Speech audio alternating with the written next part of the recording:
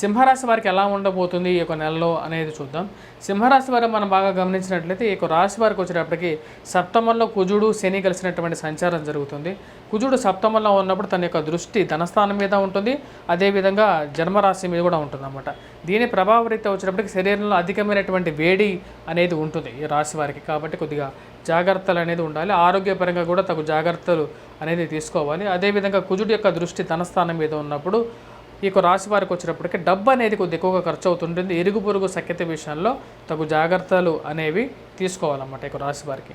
అదేవిధంగా ఈ యొక్క రాశి వారిని మనం బాగా గమనించినట్లయితే సప్తమంలో ఉన్నటువంటి కుజుడు శని కాకుండా అష్టమంలో రవిగ్రహ సంచారం అనేది ఉందన్నమాట. అష్టమంలో ఉన్నప్పుడు 13వ తారీఖు వరకు రవి అంత యోగ్యాన్ని ఇవ్వడు ఈ యొక్క రాశి వారికి.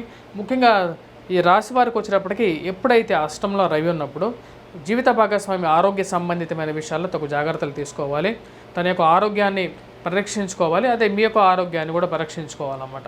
రవి యొక్క దృష్టి అనేది ధనస్థానం మీద ఉన్నప్పుడు ఎటువంటి ప్రభావం చూపిస్తుంది అంటే డబ్బు అనేది కొద్దిగా ఎక్కువగా ఖర్చు అవటం అనేది జరుగుతూ ఉంటుంది. డబ్బు ఎక్కువగా ఖర్చు అవుతుంది. దాని ముఖ్య కారణం వచ్చేటప్పటికి రవి కరెక్ట్గా చూడండి, ఇక్కడ మనం చూసినట్లయితే ఈ యొక్క రాశి వారికి ధనస్థానంలో రవి యొక్క దృష్టి పడినప్పుడు డబ్బు అనేది ఎక్కువగా ఖర్చు అవుతుంటుంది. అదేవిధంగా మాట్లాడేటప్పుడు సింహరాశి వారు చాలా జాగ్రత్తగా మాట్లాడాల్సినటువంటి ముఖ్యమైనటువంటి సూచన. ఎందుకంటే కుజుడు జన్మరాశిని చూస్తున్నాడు, రవి వచ్చేటప్పటికి ధనస్థానం మీద చూస్తున్నప్పుడు దాని యొక్క ప్రభావం అనేది ఎక్కువగా ఉంటుందన్నమాట. ఇరుగు పొరుగు సఖ్యతతో మీరు మాట్లాడే మాటలు అనేది కొద్దిగా కంట్రోలింగ్గా ఉండాలి. లేని పక్షంలో వచ్చేటప్పటికి సంఘంలో గౌరవం గుర్తింపు కోసం మీరు చేస్తున్నటువంటి ప్రయత్నాలకి ప్రతిబంధకంగా మారే విధంగా ఉంటుందన్నమాట. అంటే వ్యతిరేకంగా మారే విధంగా ఉంటుంది. కాబట్టి జాగ్రత్తగా ఉండాల్సినటువంటి ముఖ్యమైనటువంటి సూచన. ఈ రాశి వారికి వచ్చేటప్పటికి రవి ఎప్పుడైతే ధనస్థానం మీద ఉన్నప్పుడు చిన్న చిన్న మాటలకి కోపానికి పోయి మీరు మాట్లాడే మాటల వల్ల మీరు ప్రతిబంధకంగా మారే విధంగా ఉంటుంది. డబ్బు ఖర్చు పెట్టే విషయంలో తగు జాగ్రత్తలు తీసుకోండి.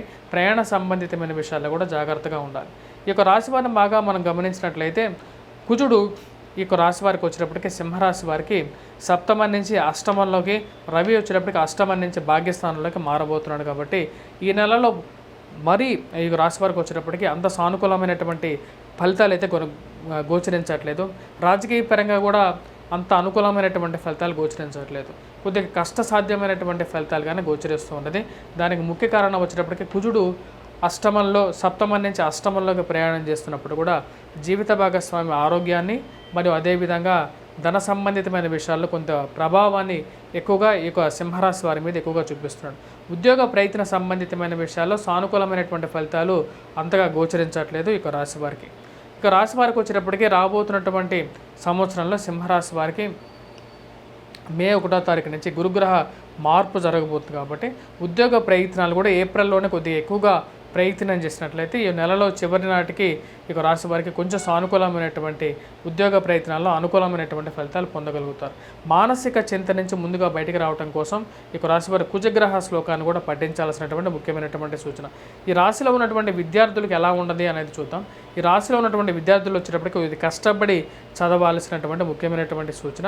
గురువు యొక్క అనుకూలత ఉన్నప్పటికీ కూడా అష్టమంలో కుజుడు మరియు సప్తమంలో ఉన్నటువంటి కుజుడు అష్టమంలో ఉన్నటువంటి రవి రీత్యా అనుకూలమైనటువంటి ఫలితాలు గోచరించట్లేదు. వీటి వల్ల వచ్చేటప్పటికి వీరికి కొంచెం ప్రభావం అనేది పడే విధంగా ఉంది ఆరోగ్యం మీద. మరియు అదేవిధంగా కాన్సన్ట్రేట్ చేయలేనటువంటి పరిస్థితి అప్పుడప్పుడు ఏర్పడుతుంటుంది. కాబట్టి వీరు సరస్వతి కవచాన్ని పఠించాలి. అదేవిధంగా మెడిటేషన్ మీద కూడా ఎక్కువగా కాన్సన్ట్రేట్ చేసినట్లయితే అనుకూలమైనటువంటి ఫలితాలు పొందగలుగుతారు వీరి రాశిలో ఉన్నటువంటి విద్యార్థులు.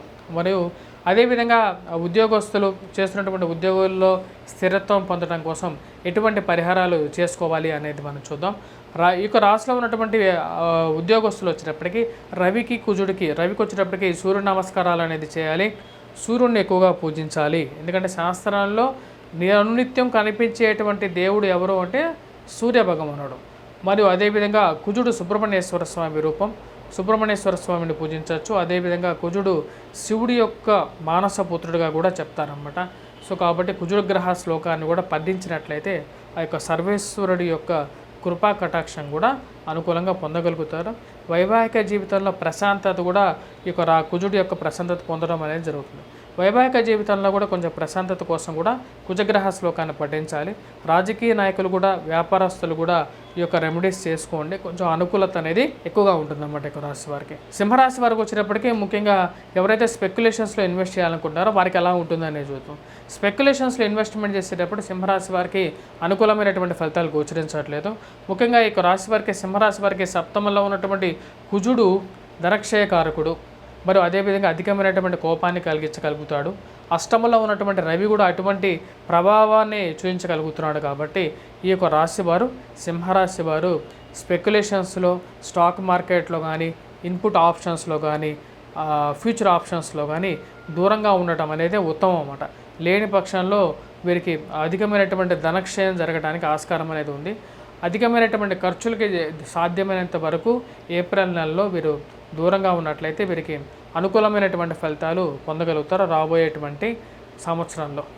స్వస్తి. Please do subscribe and share.